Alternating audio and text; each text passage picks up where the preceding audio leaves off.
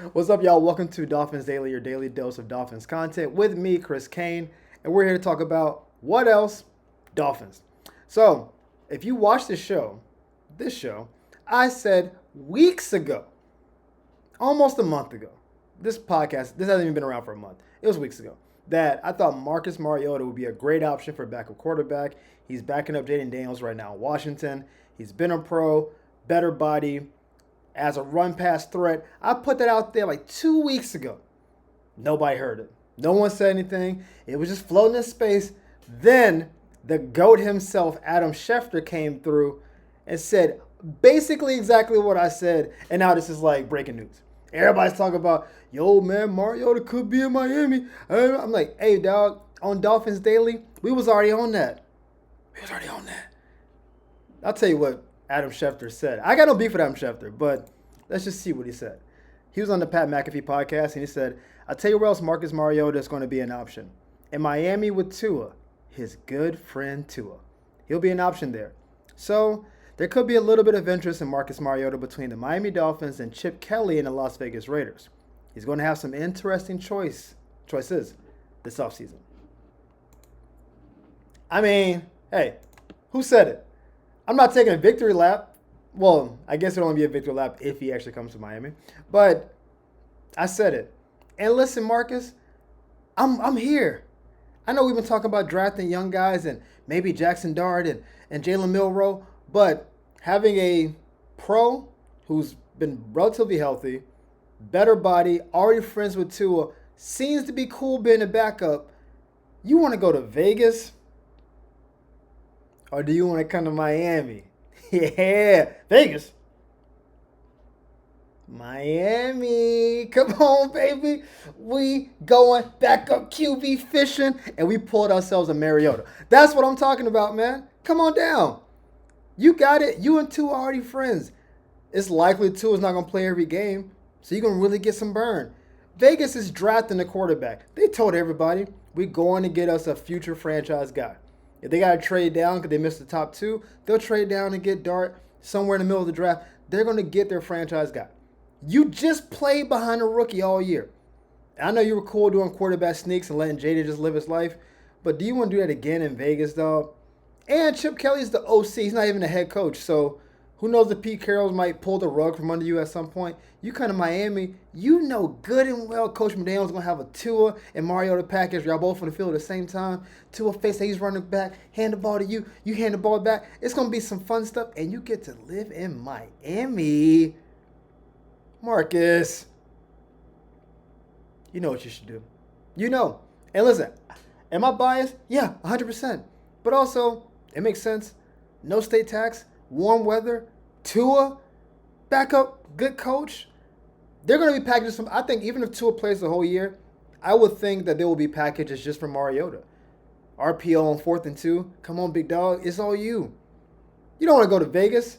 That dumpster fire with no weapons. It's going to be you throwing to Brock Bowers, possibly, maybe. Jacoby Myers. What are we doing? Come on down to Miami. You know where to go. We'll see. I don't know, but we'll keep you guys posted as the offseason progresses. I mean, he might just stay in Washington, but I'm hoping, come on down.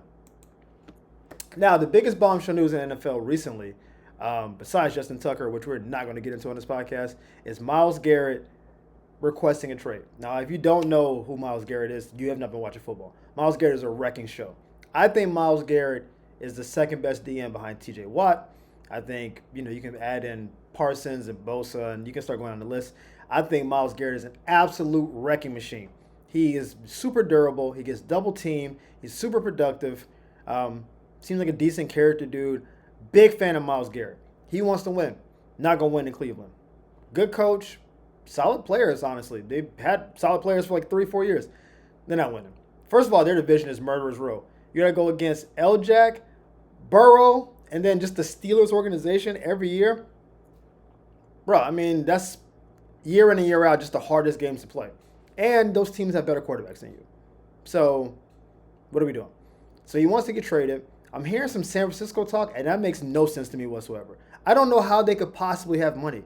They're paying like 5 guys the highest at their position, and they have to now pay their quarterback in the offseason. I don't get how that math is mathing. Unless they just start cutting people, which maybe. But the question is, could the Dolphins be in the market for Myles Garrett? And, cap wise, because here's the thing, Myles Garrett's under contract. That's the first thing. He may want an extension, but he has 2 full years under contract, not a player option. He has 2 more years. But the cap hit is 19 and 20 million. That's not crazy. That's less than actually Teron Armstead's cap hit this upcoming year. So you got arguably the best DN at a very reasonable number. He got a lot of money up front, so his money split out over his contract is not bad. 19 million next year for a cap hit, not crazy. And even if you extend him for 3 or 4 years, you can split that money out over years. It's not bad at all. The question is, if we bring in Myles Garrett, you almost certainly have to get rid of Phillips and Chubb. And then it's basically Myles Garrett and Chop Robinson. And maybe Calais if he decides to come back.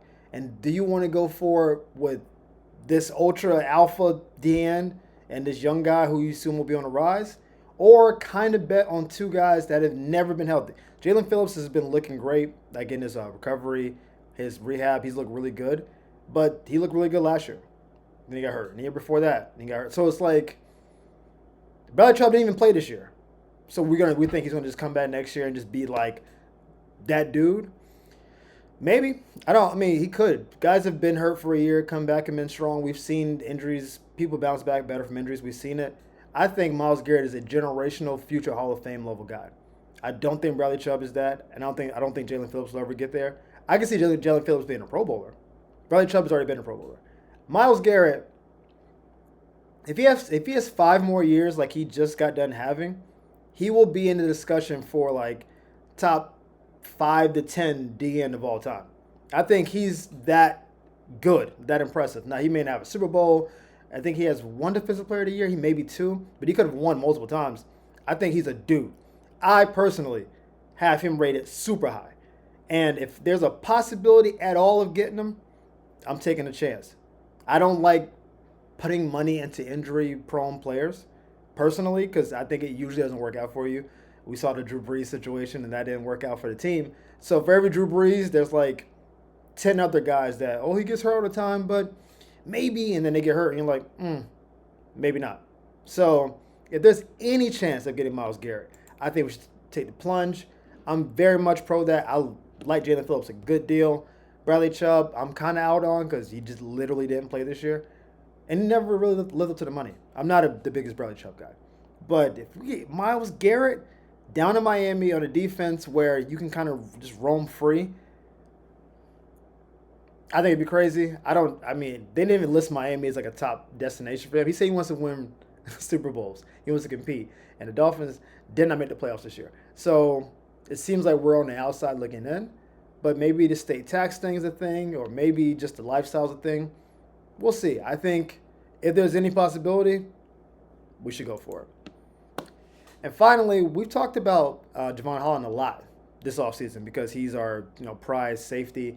He probably going to be a free agent. We've talked about it. We have not talked about Jordan Poyer because, frankly, there wasn't a lot to talk about. He did not have a good year. Actually, awful this year. No picks this year, which is crazy. He also had no picks last year. I don't know how you play safety and go 2 years in a row with no picks. I don't know what we're doing. That doesn't even make sense, like for real, to play 30-plus games. You just don't get picks? That's wild. They did the Pro Football Focus ratings. When you watch Sunday Night Football and it's like that little number 1 out of 40 or whatever per position. He was ranked 97th among safeties. There's only 32 teams. 97th, that means there are rotational like nickel safeties. There's backups. Ranked 97? Fam, what is that? The passer rating against him when he's in coverage is over 110. It's crazy. It's like, it's as bad as you could play the position in terms of making an impact. Like, did he make some tackles? Did he save some touchdowns? Sure. But as far as coverage, awful. Now, the problem is, we're assuming Javon is going to be gone. So if you lose Javon and you lose Poyer, that means next year you're bringing on 2 brand new safeties into a situation. And if you draft one and you pick up a free agent, or if you draft two, you got two young guys. Like, it could be a weird thing on the back end, but production-wise, terrible. And the question is he going to retire? Because his pass running mate, Michael Hyde, who played in Buffalo, retired now. Like, he just retired officially. He's done. And they came in the league at the same time, and both of their games were like really, really good, Pro Bowl, and both dropped off around the same time. So it may just be a thing where he just doesn't have the juice anymore. But if Miami is trying to bring him back and maybe try to restructure and they can maybe talk themselves into it, I'm out on Jordan Poyer. Let me tell you that for the record. Not sugarcoating it. I don't think he's good anymore. I think he's a liability. I want him out. But sometimes money talks. He seems to be a good locker room guy. We'll see. But I'm out. Get out. Get rid of all of them. Bring me Myles Garrett. We'll see what we can do with that. But anyway, that was this episode of Dolphins Daily. Thank you guys for all your continued support. Likes, subscribes, all that good stuff. We will be back tomorrow because it's a day. That's what we do. We give you Dolphins every day. Have a good day. Peace.